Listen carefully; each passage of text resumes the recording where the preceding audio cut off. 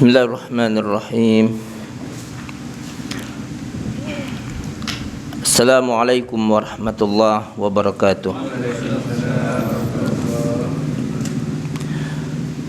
Innal hamdalillah nahmaduhu wa nasta'inuhu wa nastaghfiruh wa na'udzu billahi min shururi anfusina wa sayyiati a'malina.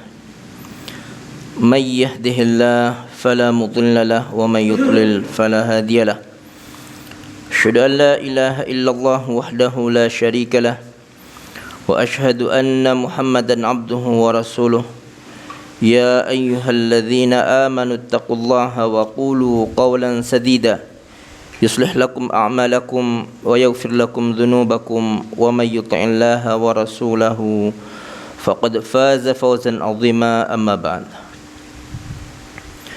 Fa inna asdaqal hadithi kitabullah wa khairal hadi hadi Muhammadin sallallahu alaihi wa alihi wasallam wa syarral umuri muhdatsatuha fa inna kulla muhdatsatin bid'ah wa kulla bid'atin dhalalah wa kulla dhalalatin finnar.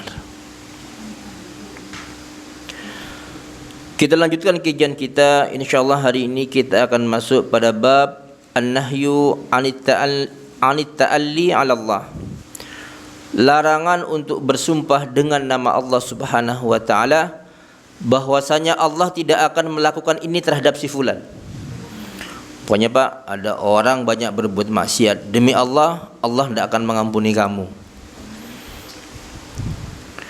Ada orang Pak, ibadahnya banyak, amalnya banyak, karena dia merasa amalnya banyak, kemudian dia mengatakan kepada orang yang berbuat maksiat, demi Allah, Allah tidak akan mengampuni kamu. Itu lancang Pak kepada Allah Subhanahu wa taala. Siapa yang berani? Dari mana dia tahu bahwasanya Allah tidak akan mengampuni si fulan? Kalau Allah tidak akan mengampuni Abu Lahab Pak, karena Allah yang sendiri yang ngomong, ia akan masuk ke dalam neraka jahanam. Itu memang Allah yang ngomong. Kalau Nabi ngomong si fulan akan masuk neraka, karena Nabi dapat wahyu. Tapi kalau selain para nabi Pak mengatakan seperti itu, dari mana dia tahu? Dia nggak dapat wahyu. Makanya Pak, tidak boleh ada orang merasa lebih baik daripada orang lain, kemudian apalagi sampai mengatakan sesuatu bahwasanya Allah akan melakukan sesuatu terhadap si fulan, padahal ia tidak menerima wahyu dari Allah Subhanahu wa taala. An Jundub bin Abdullah radhiyallahu taala anhu anna Rasulullah sallallahu alaihi wasallam haddatsa. Dari Jundub bin Abdullah radhiyallahu taala anhu bahwasanya Rasulullah sallallahu alaihi wasallam pernah bercerita, anna rajulan qala wallahi la yaghfiru li fulan. Bahwasanya ada orang yang mengatakan, demi Allah, Allah Subhanahu wa taala tidak akan mengampuni si fulan. Ketika orang itu berkata seperti itu, Allah Subhanahu wa taala menjawab, man dzalladzi yata'alla alayya alla aghfira li fulan. Siapa yang berani bersumpah atas namaku bahwasanya aku tidak akan mengampuni si fulan, fa inni ghafartu li fulan, maka kata Allah, aku ampuni si fulan yang kamu katakan tidak akan aku ampuni, wa ahbattu amalaka, sedangkan amal kamu aku gosongkan semuanya, aku batalkan semuanya. Ini ceritanya begini Pak, hadis ini panjang sebenarnya. Jadi ada orang itu Pak ahli ibadah. Dia punya teman sering berbuat maksiat.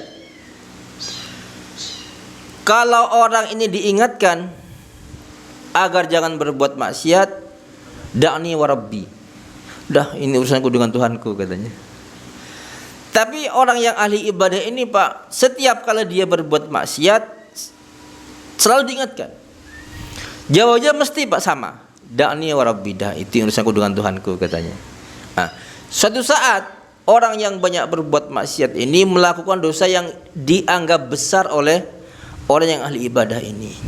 Kemudian mengatakan, demi Allah, Allah Subhanahu wa taala tidak akan mengampuni si fulan. Jadi jengkel dia Pak. Diingatkan terus tidak mandek-mandek.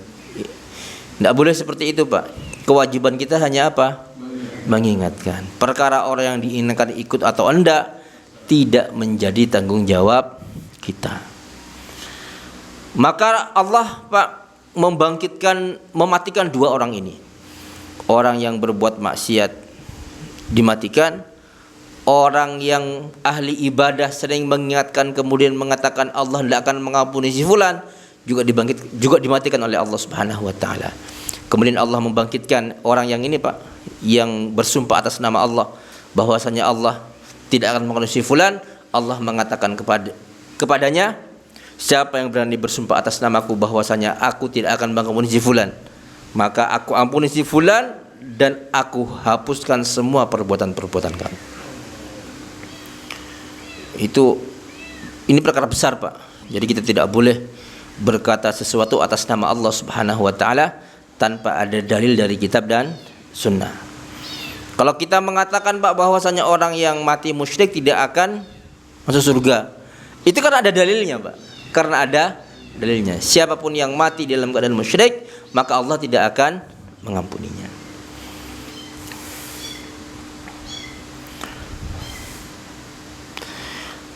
Hadis ini menunjukkan bahwasanya rahmat Allah itu luas. Rahmat Allah itu luas.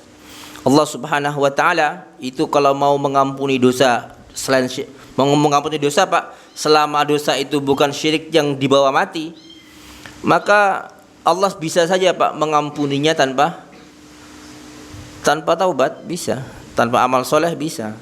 Itu terserah Allah Subhanahu wa taala. Loh kok bisa? Itu urusan Allah, bukan urusan kita. Masih ingat Pak ya hadis yang menceritakan ada seorang pelacur Pak, melewati tengah padang pasir, dia kehausan, masuk sumur minum dia. Keluar ada anjing yang menjilat-jilat batu karena saking hausnya. Akhirnya pelacur itu Pak masuk lagi ke sumur, ngambil air, kemudian diminumkan ke anjing itu. Maka Allah Subhanahu wa taala mengampuni pelacur ini gara-gara ngasih minum seekor anjing. Ada lagi Pak seseorang laki-laki, kasusnya persis sama dengan pelacur itu. Persis sama dengan pelacur itu Pak. Cuma dia bukan pelacur, laki-laki biasa. Ia kehausan, masuk sumur, naik ke sumur, naik dari sumur, kok ada anjing kehausan. Ia turun lagi Pak, mengisi sepatunya dengan air. Karena sumurnya tinggi, ia ngangkatnya, dia pegang sepatunya pakai mulutnya Pak, untuk bisa ngasih minum seekor anjing. Kemudian dia naik dengan kedua tangannya. Akhirnya Allah pun mengampuni dia gara-gara ngasih minum seekor anjing. Jadi rahmat Allah itu luas Pak. Allah kalau mau berkehendak untuk mengampuni seseorang dengan sekecil apapun sebuah amalan, Allah bisa jadi akan menjadikan amal itu sebagai penghapus dosa-dosa dia. Biarkan aja apa. Kemudian ada lagi cerita. Ada orang Pak merasa banyak dosanya. Jadi ada orang merasa banyak berbuat dosa. Karena dia merasa banyak berbuat dosa, ia khawatir kalau bertemu Allah akan diazab. Maka kekhawatiran yang sangat takut diazab oleh Allah ini Pak, itu menghilangkan akal dia. Sampai dia berwasiat kepada anaknya, wahai anak-anakku, nanti kalau aku mati, tolong jenazahku dibakar. Kemudian nanti abu mayatku sebarkan ke seluruh penjuru bumi, ke tengah laut, ke sungai, ke hutan, ke padang Sahara, semua ratakan sudah.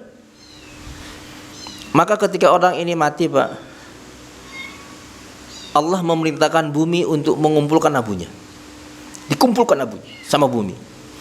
Kemudian dibangkitkan oleh Allah Subhanahu wa taala. Kemudian Allah Subhanahu wa taala mengatakan, wahai hambaku, apa yang mendorongmu untuk berwasiat seperti itu terhadap anak-anakmu? Suruh dibakar. Apa kata orang itu Pak? Khasyataka ya Rabbi, ya Allah, aku melakukan hal itu karena takut engkau azab, karena aku merasa tidak pernah punya kebaikan. Maka Allah Subhanahu wa taala mengatakan, aku ampuni semua dosa-dosa kamu. Subhanallah Pak. Ya, makanya Pak, Allah Subhanahu wa taala itu mengatakan, sabaqat rahmati ghadabi. Rahmatku mendahului rasa marahku. Karena itu Pak, tidak boleh ada orang yang merasa putus asa dari rahmat Allah Subhanahu wa taala. Kenapa? Karena Allah Subhanahu wa taala kalau berkehendak untuk merahmati seseorang, tanpa sebab pun Allah bisa merahmati dia. Atau sebab amalan sekecil apapun bisa menjadi sebab Allah bisa merahmati dia dengan sebab amalan yang dianggap kecil oleh manusia. Karena itu Pak, kalau kita melakukan sebuah ketaatan, jangan melihat kecilnya ketaatan yang kita lakukan. Yang dilihat apa? Kepada siapa kita taat. Kita akan melakukan ketaatan kepada Allah yang rahmatnya maha luas. Bisa jadi Allah Subhanahu wa taala menyelamatkan kita dari neraka hanya karena amalan kecil yang kita anggap remeh. Ada orang yang masuk neraka Pak gara-gara apa? Gara-gara motong ranting aja. Jadi ada ranting masuk jalan Pak, dipotong sama dia. Kenapa? Ganggu jalan. Cuma ranting Pak, dipotong, gara-gara itu masuk surga dia. Makanya Pak, kalau ada gangguan di jalan, singkirkan. Jangan diganggu jalannya. Jangan diganggu jalan, jangan. Kalau memang kurang sempit Pak, luaskan. Biar apa? Biar orang yang lewat enak. Kadang-kadang Pak, ada orang Pak bangun rumah sudah masuk ke jalan, pinggir taman makan ke jalan, sehingga kalau kondisi darurat Pak, nggak ada jalan daruratnya. Jangan khawatir itu nanti akan mengenai kita atau anak cucu kita. Kadang ada orang Pak maunya rumahnya itu luas, bersih. Akhirnya jalan yang trotoar pinggir jalan itu Pak ditimbun sama dia. Airnya lari ke aspal, selokannya ditutup. Seharusnya kan air biar nggak masuk jalan, bagaimana biar penak jalannya Pak? Karena jalan itu Pak kalau kena air Pak, aspal kena air Pak, memang musuhnya. Jadi rendahkan saja, nanti selokannya jangan dimatikan kalau pengen tidak banjir. Oh, selokannya dimatikan, ya banjir. Ya banjir. Kadang-kadang Pak ada orang kondisi darurat, dia naik ke jalan itu Pak karena kondisinya dibuat memang tidak nyaman, biar nggak dilewati, akhirnya jatuh. Ada Pak orang seperti itu.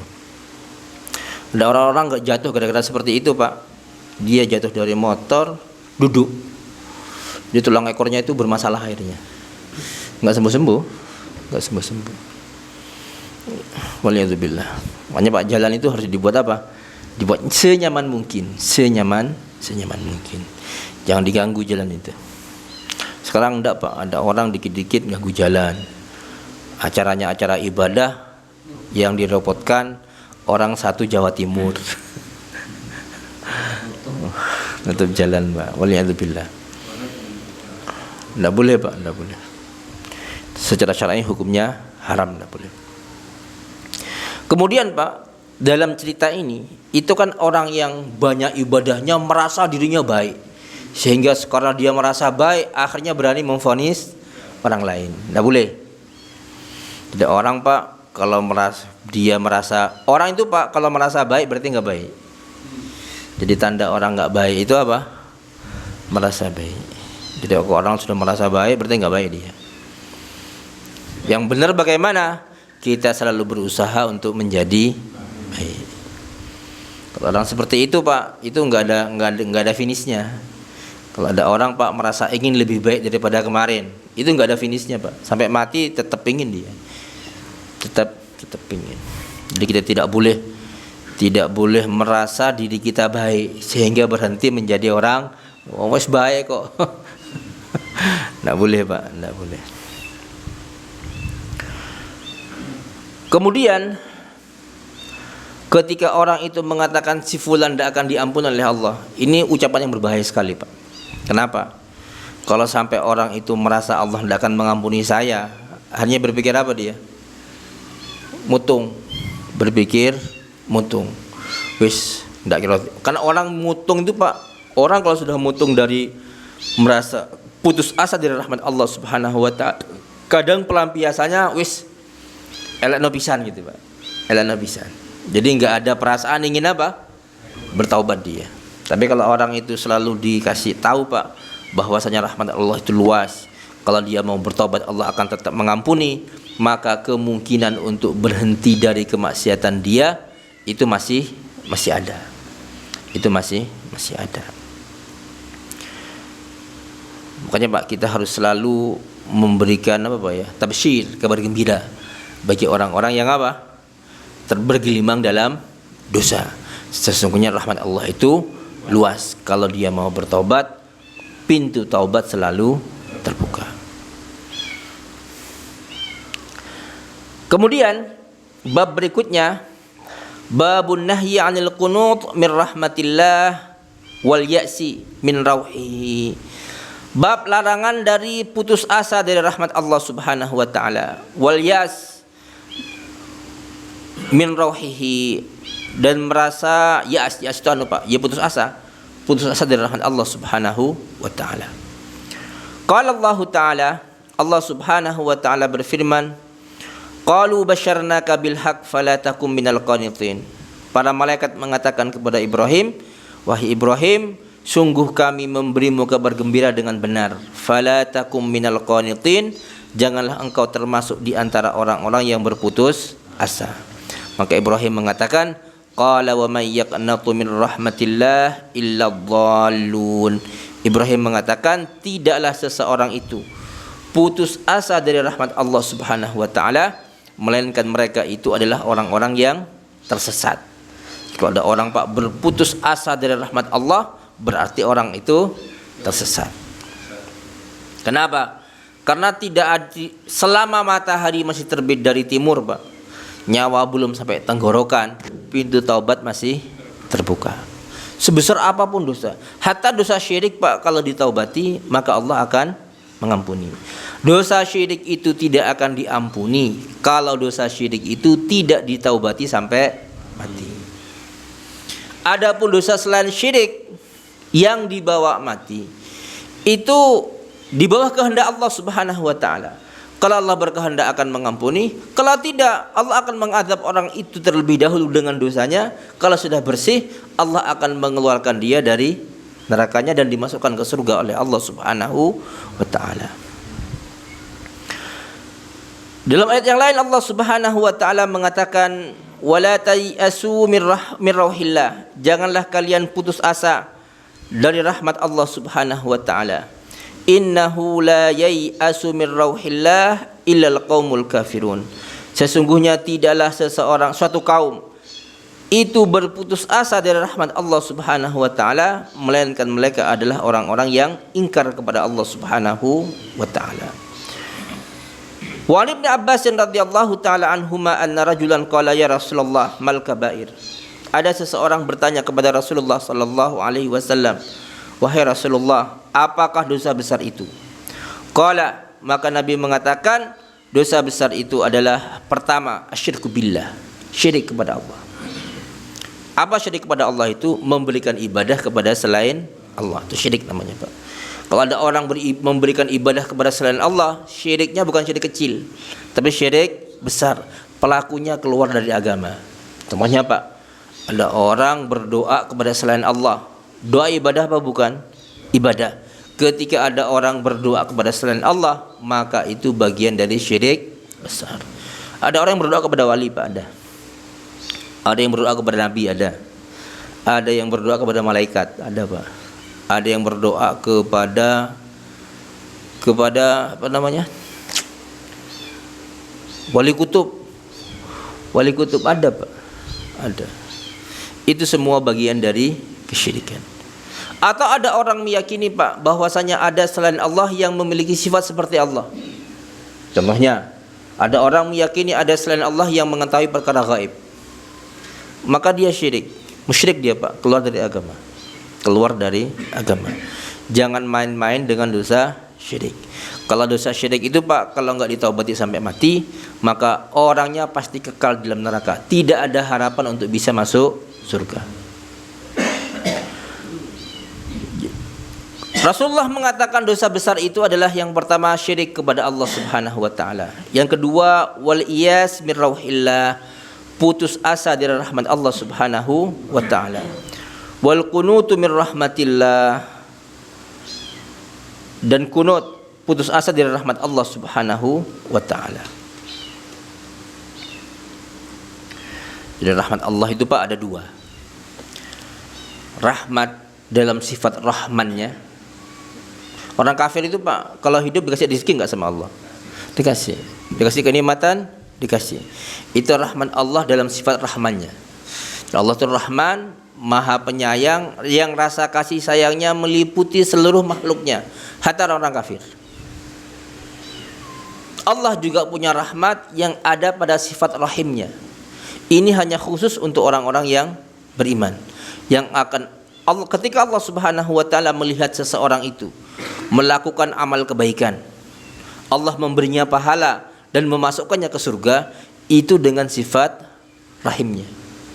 Dengan sifat rahimnya.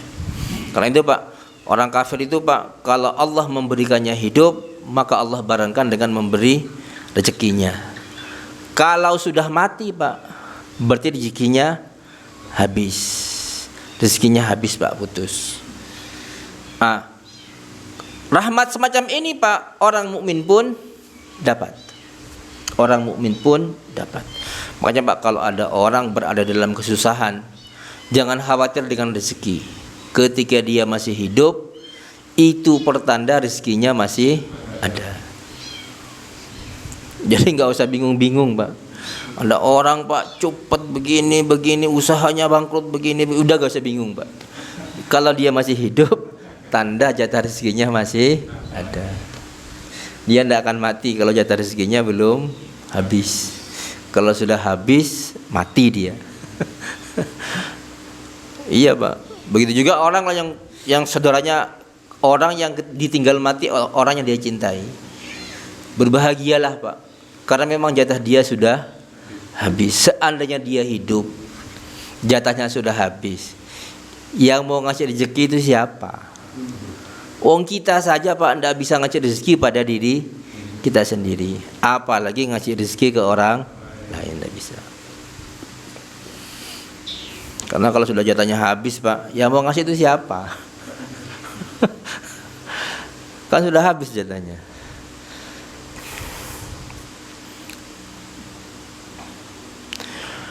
Di antara dalil-dalil luasnya rahmat Allah Subhanahu wa taala, Allah Subhanahu wa taala mengatakan, Rabb menceritakan tentang orang-orang, tentang para malaikat yang memikul arsy. Jadi Allah itu Pak punya malaikat-malaikat yang memikul arsy, jumlahnya 8. Wa yahmilu arsya rabbika fawqahum yawma idzin thamaniyah. Jadi Allah itu punya malaikat yang Allah tugaskan untuk memikul arsy. Jumlahnya ada 8 Pak. Rasulullah mengatakan antara ini Pak, antara daun telinga dengan bau pundaknya ini Pak, itu sejauh 500 tahun perjalanan. Besarnya malaikat itu Pak. Antara telinga dengan bahunya itu jaraknya sejauh 500 tahun perjalanan. Antara kepala dan kakinya seperti apa Pak ya? Allahu a'lam Pak. Yang jelas malaikat itu sangat besar. Para malaikat ini Pak selalu bertaubat, selalu berdoa. Untuk siapa? Untuk orang-orang yang bertaubat dan mengikuti jalan Allah Subhanahu wa taala. Jadi kalau kita Pak selalu bertaubat kepada Allah dan mengikuti jalan yang Allah turunkan lewat Rasulullah, Quran dan Sunnah Pak, maka kita akan selalu mendapatkan doa malaikat ini. Apa doa malaikat itu? Rabbana wasi'ta kulla syai'in rahmatan wa ilma. Ya Tuhan kami, sesungguhnya Engkau itu meliputi segala sesuatu, rahmatmu, wa ilma, dan ilmumu. Ya Allah, rahmat kamu, ilmu kamu meliputi segala sesuatu. Ini tawassul Pak. Kemudian malaikat itu mengatakan, faufir lilladzina tabu. Ampunilah untuk orang-orang yang bertaubat. Wattaba'u sabilaka, dan ampunilah orang-orang yang mengikuti jalan kamu. Waqihim adzabal jahim, dan jagalah mereka dari azab neraka jahim. Jadi malaikat pemikul arsy itu Pak, itu berdoa agar kita diampuni, dan dijaga dari apa? Dari adab neraka jahim. Kapan? Kalau kita bertaubat dan mengikuti jalan Allah Subhanahu wa taala. Jadi di antara fadilah Pak, fadilah besarnya mengikuti sunnah, tuntunan Allah dan Rasulnya Pak, itu akan mendapatkan doa ini. Akan mendapatkan doa ini. Wa qala ta'ala, dan Allah Subhanahu wa taala berfirman, wa rahmati wasi'at kullasyai, dan rahmatku meliputi segala sesuatu. Fasa'aktubuha lilladzina yattaquna wa yu'tuna zakah walladzina hum biayatina yu'minun. Allah mengatakan rahmatku meliputi segala sesuatu, maka aku akan tetapkan rahmatku itu untuk siapa? Yang pertama, lilladzina yattaqun, untuk orang yang bertakwa, wa yu'tuna zakah, menunaikan zakat, walladzina hum biayatina yu'minun, dan mereka yang beriman mengamalkan ayat-ayat kami, kata Allah Subhanahu wa taala. Jadi Allah menentukan rahmat Dia untuk orang yang bertakwa, mengeluarkan zakat dan beriman dengan ayat-ayat Allah Subhanahu wa taala. So, beriman itu Pak, beramal, meyakini dan mengamalkan.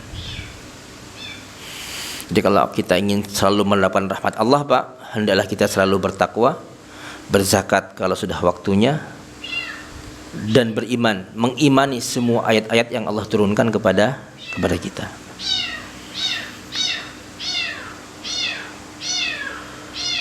Kemudian Allah Subhanahu wa taala mengatakan, ini Pak tentang luasnya rahmat Allah, agar orang-orang yang banyak berbuat dosa tidak berputus asa dari rahmat Allah Subhanahu wa taala.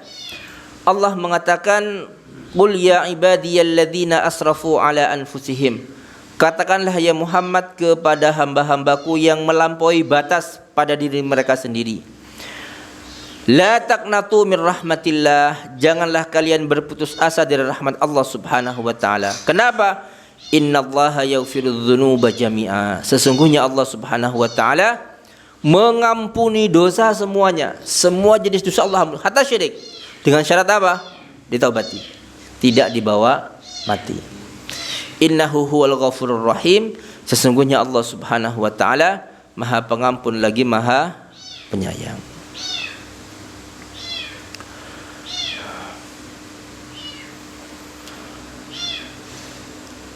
Kemudian Rasulullah sallallahu alaihi wasallam mengatakan, "Lau ya'lamul mu'minu ma indallahi minal uqubati ma tama'a bi jannatihi ahad." Seandainya orang mukmin itu tahu hukuman yang Allah sediakan untuk orang-orang yang bermaksiat kepada Allah, tidak akan ada orang yang berharap surga. Yang penting selamat dari neraka sudah cukup. Seandainya mereka tahu apa?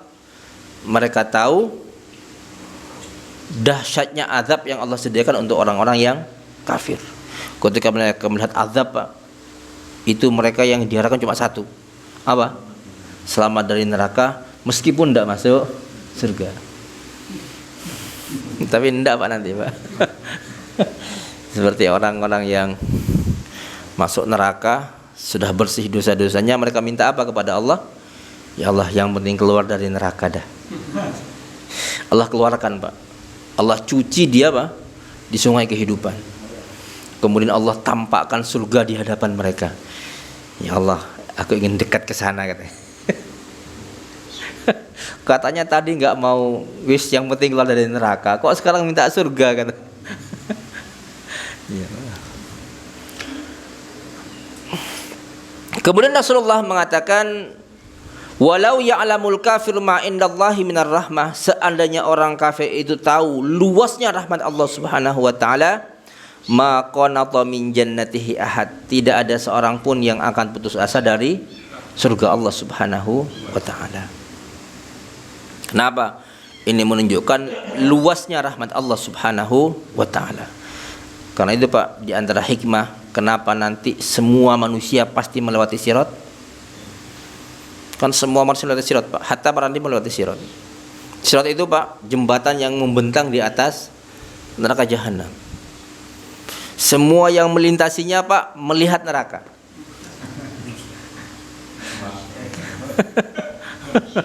Iya, kenapa Allah Kenapa Allah melakukan itu, Pak? Di antara hikmahnya adalah agar orang yang masuk surga itu, Pak, semakin sempurna perasaan nikmatnya ketika mereka selamat dari neraka dan bisa masuk surga.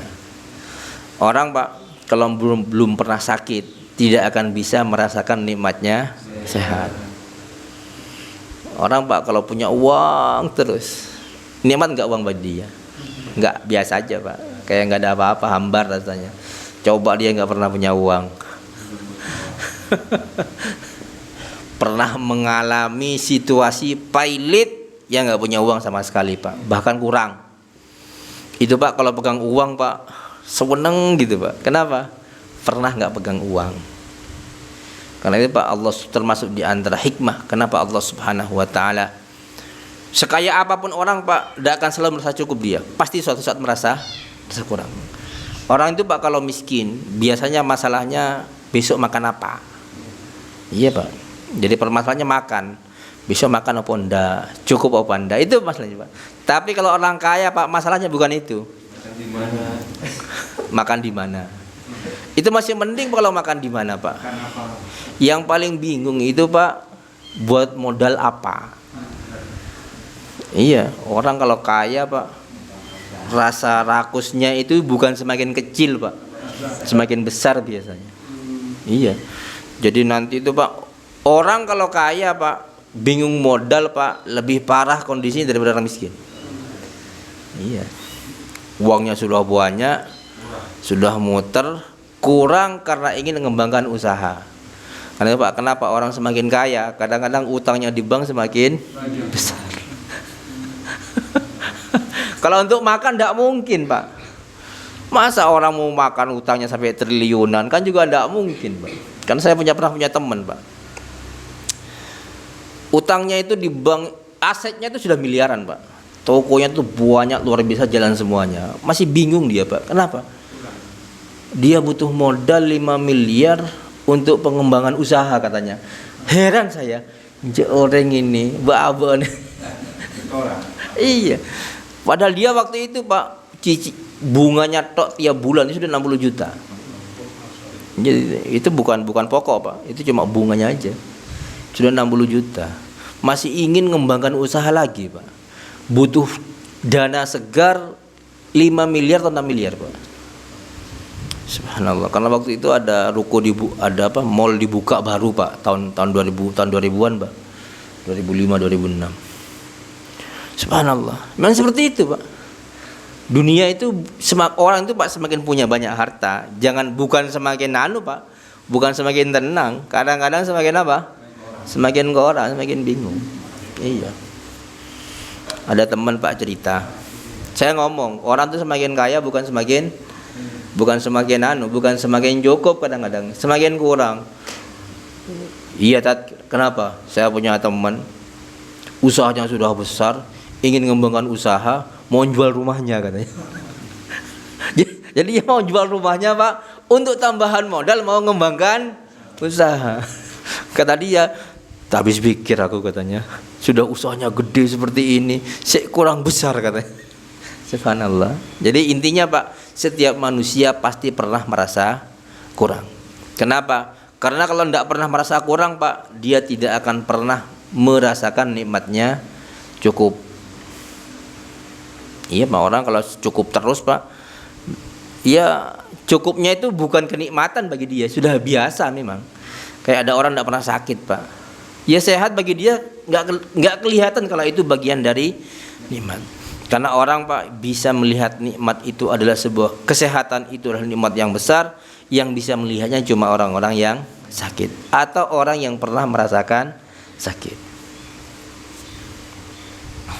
Setelah itu, Pak, sistem yang gimana, Pak, ya? Allah Subhanahu wa taala mengatur dunia ini, Pak, itu sudah apa? Sudah sempurna, Pak. Sudah sempurna. Jadi jangan pernah mengatakan ada perbuatan Allah yang tidak ada hikmahnya. Loroto aku iki. Loroto iki. Seolah-olah dia tidak pernah sehat. Padahal sakitnya cuma berapa hari. Sakitnya berapa tahun. Kadang-kadang sakitnya yang dicela-cela, Pak. Ya opo iki ya? Loroto aku. Ya opo caranya biar sehat? Bingung dia, Pak. Bingung. Kadang-kadang sampai ngeluh juga sama Allah Subhanahu wa taala. Sampai apa namanya? Nyalah-nyalahkan Allah Subhanahu wa taala. Enggak boleh. Karena semua perbuatan Allah itu ada hikmahnya. Ada orang Pak nggak jadi safar gara-gara sakit dia. Bingung dia Pak, karena dia perlu dengan safar itu. Subhanallah Pak, ternyata apa? Rombongan yang safar seandainya dia nggak sakit ikut Pak, kecelakaan. Ada Pak. Jadi Allah selamatkan dia dengan apa? Dengan sakitnya. Ada. Aja Pak, jangan pernah mencela apa yang menimpa kita. Jadikan semua apa yang menimpa kita itu sebagai jembatan untuk mendapatkan rahmat Allah Subhanahu wa taala. Loh, kok bisa? Iya. Loh, kalau bersalah bagaimana? Ya kesalahan dijadikan jembatan untuk apa? Untuk bertaubat. Karena dengan taubat bisa mendapatkan rahmat Allah. Kalau kaya caranya bagaimana? Bersyukur. Kalau sakit bersabar. Apapun kondisi kita Pak, jadikan sebagai jembatan untuk bisa mendapatkan rahmat Allah Subhanahu wa taala. Karena Allah sudah menjadikan Pak, apapun kondisi manusia, kondisi itu bisa ia gunakan sebagai bentuk ibadah kepada Allah Subhanahu wa taala. Ada orang jatuh pada kemaksiatan, bentuk ibadahnya apa? Taubat, berhenti dari kemaksiatan itu. Ada orang Pak berada dalam kenikmatan, bentuk ibadahnya apa? Ya syukur. Ada orang Pak jatuh pada kesalahan ngambil hak orang lain, bentuk taubatnya apa? Kembalikan. Jadi apapun kondisi kita, jadikan kondisi itu sebagai jembatan bagi kita untuk bisa mendapatkan rahmat Allah Subhanahu wa taala. Jangan sampai Pak, kondisi yang menimpa seseorang membuat dia jauh dari kasih sayang Allah Subhanahu wa taala. Ada orang berada dalam ketaatan Pak, ternyata ketaatan dia membuat dia sombong sehingga meremehkan orang lain. Jangan. Kalau kita berada dalam ketaatan, tambahi ketaatan itu agar kita semakin apa? Semakin dekat kepada Allah Subhanahu wa taala. Kemudian bab berikutnya, bab tahrimis sihir, bab diharamkannya sihir, wa qatlus sahir, dan membunuh tukang sihir. Cuma membunuh tukang sihir ini Pak, itu haknya siapa? Haknya penguasa. Jadi hukum yang sifatnya had tidak boleh dilakukan secara pribadi. Harus negara Pak yang melakukan tindakan. Sihir itu ada Pak? Ada apa enggak? Ada Pak. Sihir itu memang ada.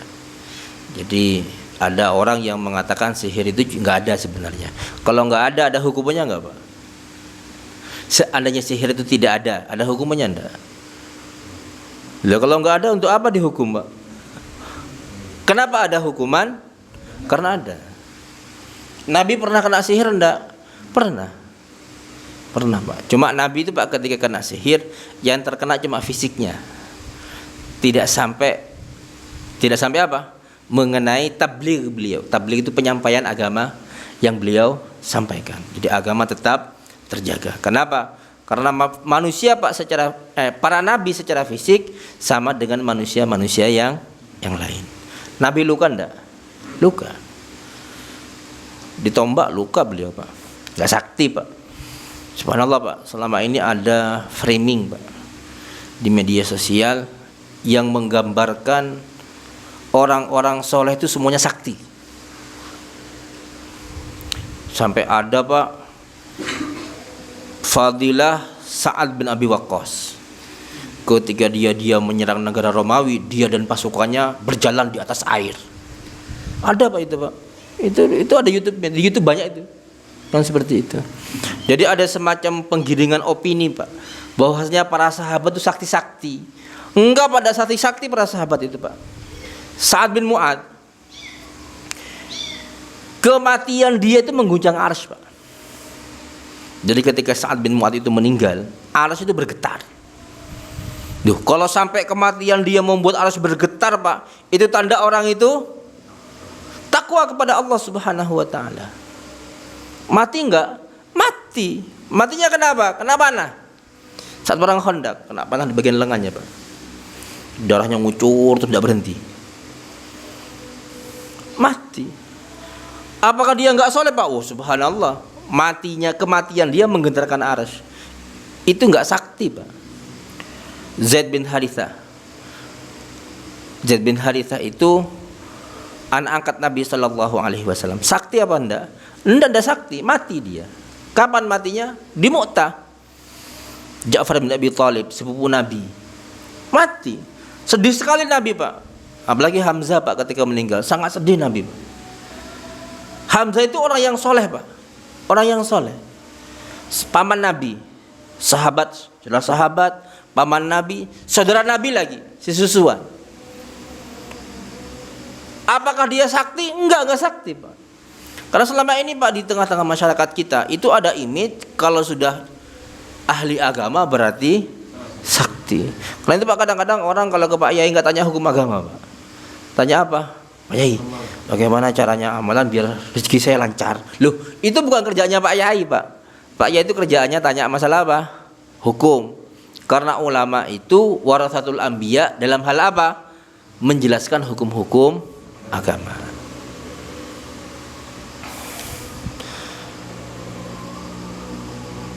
Dalil diharamkannya sihir itu adalah firman Allah Subhanahu wa taala, A'udzu billahi minasyaitonir rajim, wattaba'u ma tatlu syayatinu ala mulki Sulaiman. Dan mereka, orang-orang Yahudi itu mengikuti apa yang dibacakan oleh syaitan ala mulki Sulaiman, pada kekuasaan Sulaiman. Orang Yahudi itu Pak mengatakan Sulaiman itu bukan nabi, tapi apa? Tukang sihir. Jadi setan itu Pak ngajari orang-orang Yahudi sihir. Mereka mengatakan sihir ini diambil dari bawah tahtanya Sulaiman. Yes, makanya Pak, sihir-sihir sampai sekarang Pak di Indonesia yang beredar itu Pak, umumnya berbahasa Ibrani. Umumnya berbahasa Ibrani sampai sekarang. Saya ada kenalan Pak, orang yang dulu mendalami sihir. Dia pelajari semua bahasa-bahasanya Pak. Ternyata semua bahasa Ibrani. Semuanya bahasa Ibrani. Wa ma kafara Sulaiman. Sulaiman itu tidak kafir dengan mempelajari sihir. Artinya apa? Seandainya Sulaiman mempelajari sihir maka dia kafir. Tapi Allah membantah tuduhan orang-orang Yahudi yang mengatakan bahwasanya Sulaiman itu belajar sihir. Kalau dia belajar sihir berarti dia kafir. Allah mengatakan wa ma kafara Sulaiman. Sulaiman enggak kafir. Walakinna syayatina kafaru, akan tetapi setan-setan itu yang kafir. Kenapa mereka kafir? Yu'allimunan nasa sihr, karena mereka mengajari manusia sihir. Ini menunjukkan Pak bahwasanya mempelajari sihir, mengamalkan sihir, mengajarkan sihir bagian dari kekufuran.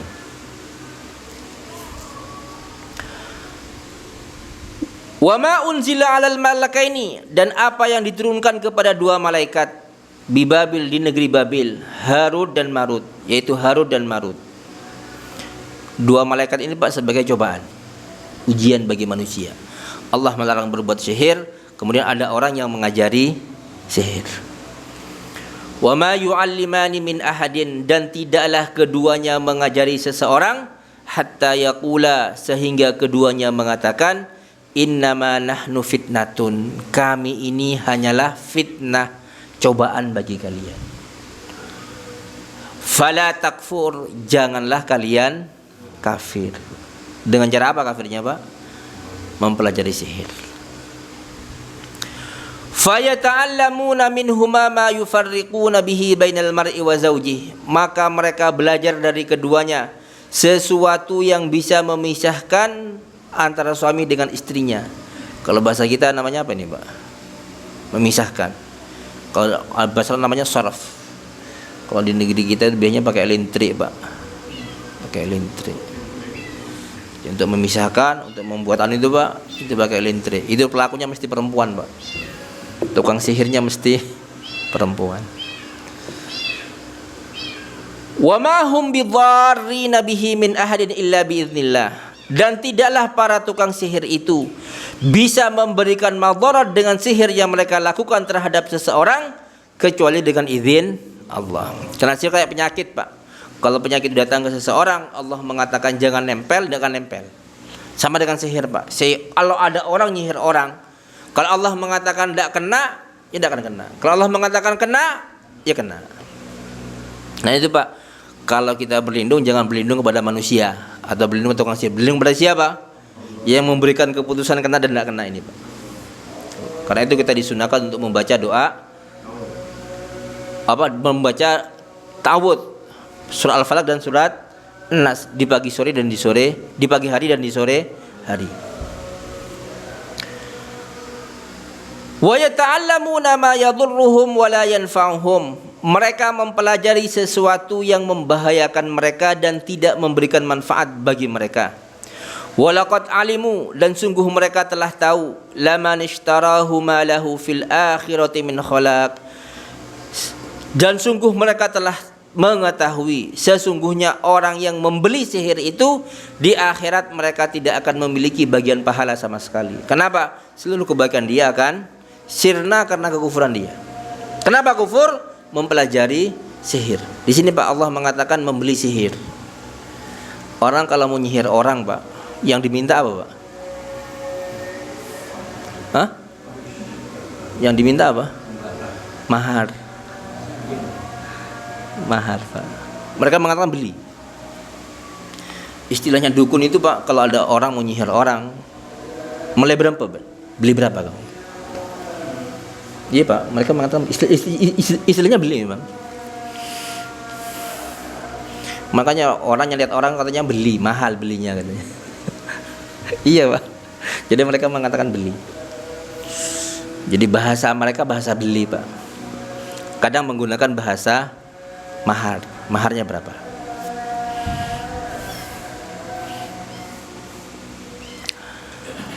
Wala bi'sa ma syarau bihi anfusahum. Sungguh buruk apa yang masyarau bihi anfusahum, dengan sungguh amat buruk mereka telah menjual diri mereka sendiri dengan cara membeli sihir. Lau kanu ya'lamun, seandainya mereka mengetahui, seandainya mereka tahu, Pak, buruknya sihir yang mereka beli, mereka tidak akan melakukan sihir. Kenapa? Akibat sihir itu adalah kekufuran. Kalau kufur, ya keluar dari agama. Karena itu, Pak, hukuman bagi tukang sihir diapakan? Dipenggal. Insyaallah nanti, Pak, kita akan membaca beberapa hadis Nabi sallallahu alaihi wasallam dan athar dari para sahabat yang mereka membunuh tukang sihir. Termasuk sihir yang dilakukan pada masa sahabat, Pak, kebal. Memang kebal, Pak. Jadi Jundub bin Abdillah itu pernah ada orang, Pak, nebas-nebas dirinya pakai pedang. Kebal nggak apa-apa, Pak. Jundub langsung ngambil pedang, Pak. Tebas sama dia. Iya, karena yang nyuruh Umar, Pak. Waktu itu ada surat dari Umar, bunuh semua tukang sihir. Langsung ditebas, Pak, sama Jundub bin Abdillah. Ya mati, Pak. Ya mati, Pak. Insyaallah nanti pertemuan akan datang kita akan baca cerita ini, Pak. Aku qauli hadza wa astaghfirullah li wa lakum innahu huwal ghafurur rahim. Subhanakallahumma bihamdika asyhadu an la ilaha illa anta astaghfiruka wa atubu ilaik. Assalamualaikum warahmatullahi wabarakatuh.